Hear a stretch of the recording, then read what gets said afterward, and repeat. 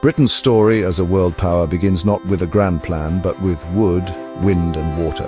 As an island nation, the sea was its lifeblood, its barrier, and its highway to the world.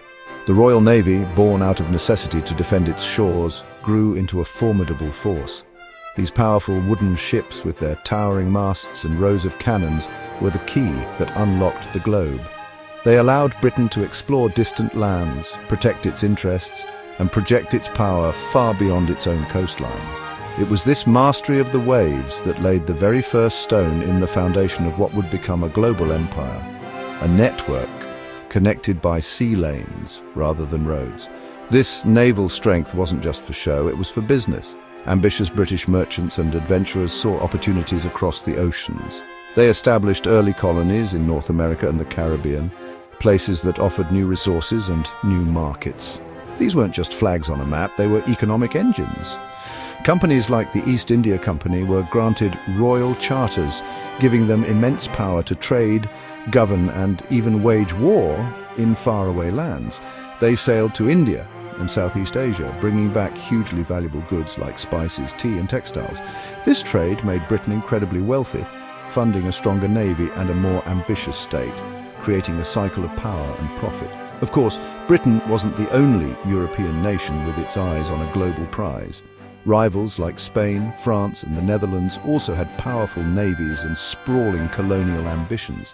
The 18th century was filled with conflicts at sea as these powers fought for control of vital trade routes and resource-rich territories. The stakes were incredibly high, and naval supremacy meant everything. A victory at sea could secure a colony, ruin a rival's trade and shift the balance of power in Europe for decades.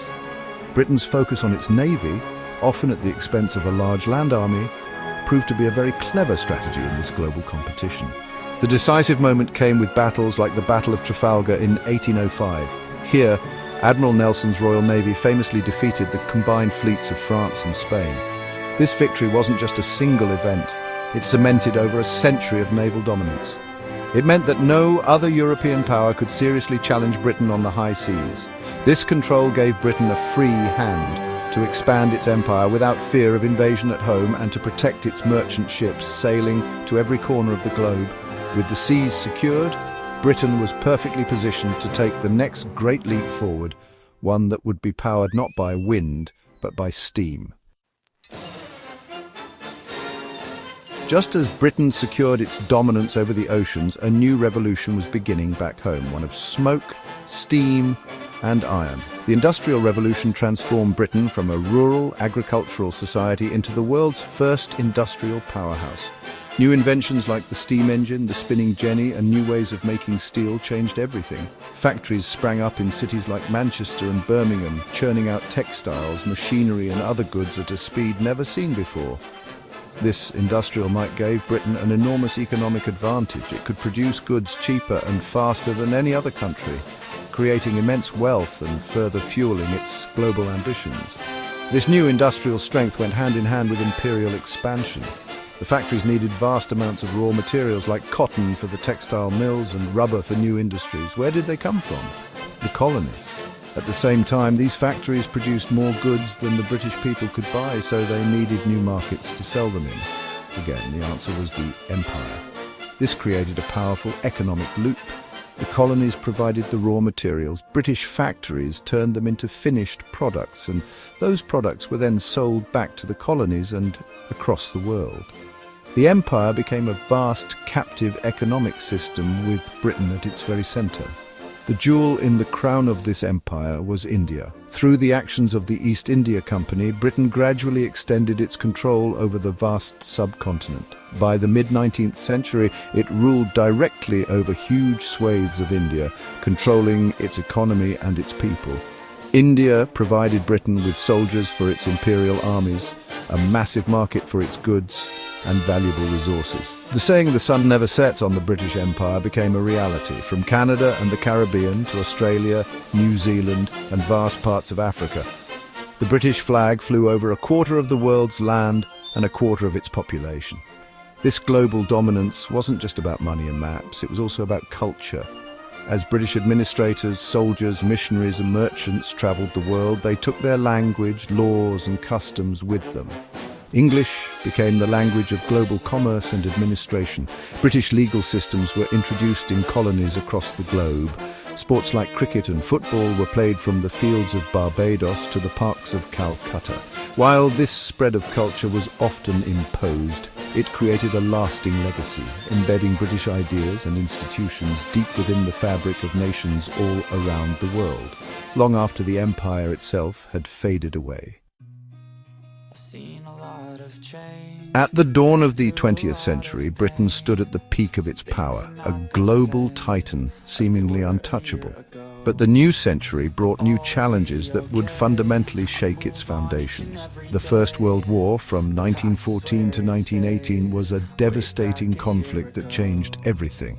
Britain and its empire rallied to fight against Germany and its allies, pouring immense resources and manpower into the trenches of the Western Front.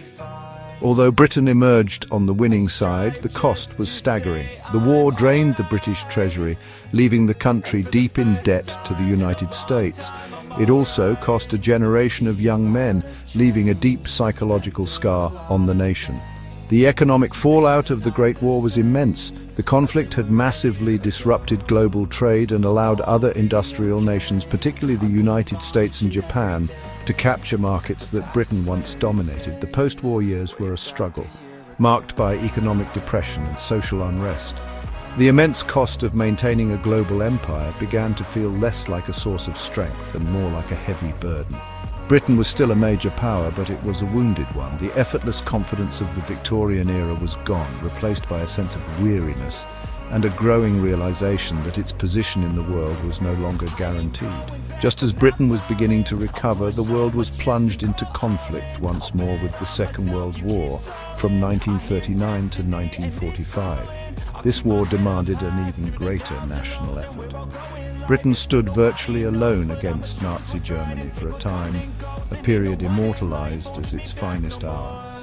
But survival came at an enormous price. Cities were bombed, the economy was pushed to its absolute limit, and the country was once again bankrupted by the cost of war.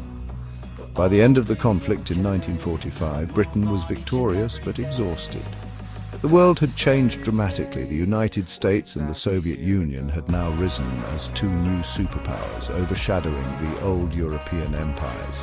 The impact of the two world wars on the empire was profound. To fight these global conflicts, Britain had relied heavily on soldiers and resources from its colonies. This contribution gave a powerful boost to independence movements across the empire. Leaders in India, Africa, and elsewhere argued that if they were expected to fight and die for freedom and democracy, then they deserved those same rights for themselves. The wars had not only weakened Britain's ability to rule its empire, but had also strengthened the desire of the colonized peoples to rule themselves. The Age of Empire was drawing to a rapid and inevitable close. The years following the Second World War saw the rapid dismantling of the British Empire. The process began with the independence of India and Pakistan in 1947, a momentous event that signaled the beginning of the end. One by one, over the next 2 decades, colonies across Africa, the Caribbean, and Asia demanded and won their independence. This wind of change, as Prime Minister Harold Macmillan called it, was unstoppable. Britain, weakened by war and economically strained, no longer had the will or the resources to maintain its rule by force. The Suez Crisis of 1956, when Britain was forced into a humiliating withdrawal from Egypt by American pressure, made it painfully clear that it was no longer a top-tier global power. As the empire dissolved, Britain sought a new role for itself. It managed the decline relatively peacefully in many places, transforming the empire into the Commonwealth of Nations. This was a voluntary association of independent former colonies, linked by shared history, language, and values. The Commonwealth allowed Britain to maintain friendly diplomatic and economic ties, preserving a measure of its global reach in a new post-imperial form. It was a clever way to transition from direct rule to a relationship based on partnership and mutual interest. ensuring that old connections were not completely severed as the flags came down. In the decades that followed, Britain redefined its position in the world. It forged a special relationship with the United States, becoming its closest ally. It also turned its focus closer to home, eventually joining the European Economic Community, later the European Union, in 1973, seeking economic prosperity through integration with its neighbours. While its military and economic power had diminished compared to its imperial heyday, Britain remained a significant player on the world stage. It retained a permanent seat on the UN Security Council, possessed nuclear weapons, and maintained one of the world's leading financial centres in the City of London. Today, in 2025, Britain's journey has come full circle. It's no longer the ruler of a global empire, but an important medium-sized power, navigating a complex world. Its influence now comes not from naval might or colonial control, but from its soft power, its culture, its world-renowned universities, the global reach of the English language, and its diplomatic expertise.